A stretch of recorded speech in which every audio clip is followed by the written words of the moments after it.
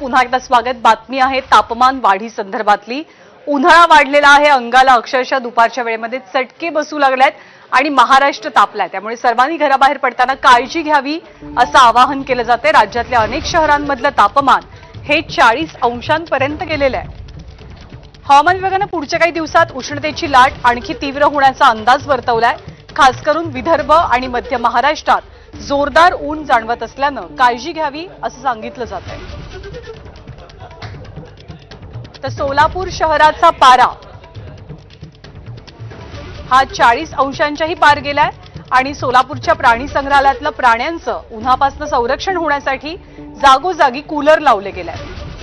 महात्मा गांधी प्राणी संग्रहालयामध्ये बिबट्या, माकड, मगर, हरिण असे अनेक प्राणी आहेत आणि यापैकी बिबट्यांना उन्हाचा सर्वाधिक त्रास सहन करावा लागतोय आणि म्हणूनच या बिबट्यांना त्रास होऊ नये यासाठी दिवसातनं दोनदा त्यांच्या अंगावर थंड पाण्याचा शिडकावा केला जातोय।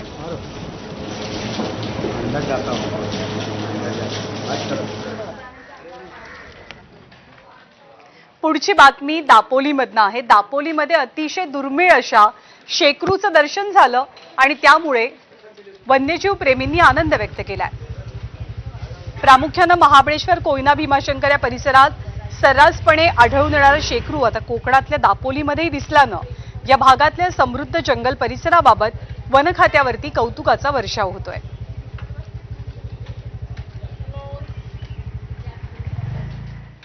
आणि या दृश्यांसोबत बुलेटिनमध्ये आज वेळ झालेली आहे। इथेच थांबण्याची।